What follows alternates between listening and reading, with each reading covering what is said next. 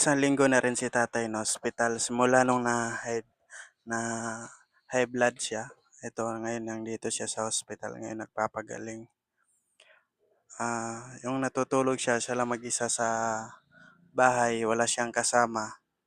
So ito, ah, 'pag dumating yung panahon na yung high blood biglang umatake sa kanya, wala siyang kasama sa bahay.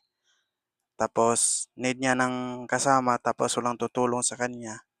Ayun, pilit niyang nilalabanan yung sarili niya kaso hindi niya kaya kasi matanda na nga, 'no. So, 70 na pala yung tatay ko 'no, nung umatake yung high blood sa kanya. So, matagal din siyang na-rescue 'no, nag-umpisa ng 4:00 ng madaling araw tapos na-rescue siya mga 9 AM.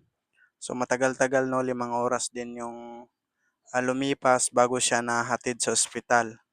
So, ako naman, ah ako muna yung nagbabantay sa kanya, dumalaw ako sa kanya tapos ako yung nagbabantay. Hindi namin siya makausap, hindi rin siya nagsasalita, tingin lang, tingin tapos panay kamot niya sa ulo niya. Siguro masakit yung ulo niya, may pumutok na ugat sa ulo niya kasi panay himas niya, eh. Siguro masakit ta's kinakausap namin, yung response niya ano lang, yung mata lang niya tumitingin sa amin 'no, pero hindi na siya nagsasalita.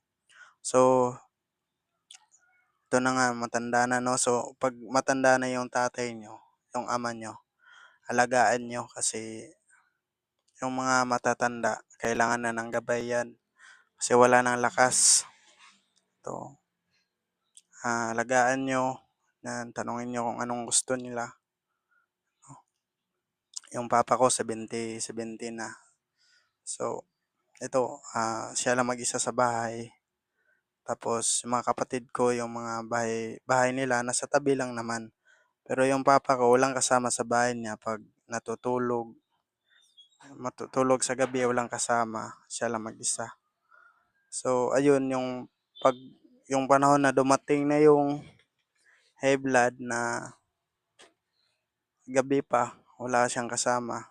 So ayan, nabagok yung ulo niya sa kanto ng kahoy, nauntog. Dun nagsimula yung ano, nung high blood. Tapos ito,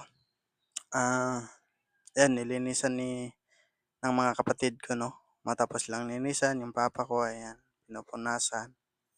So diyan that time, parang senyales na nga na parang last day niya na ngayon, last day na niya nagpapahinga, ayan.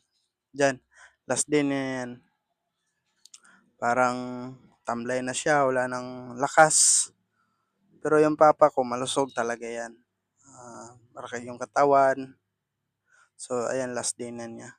So thank you.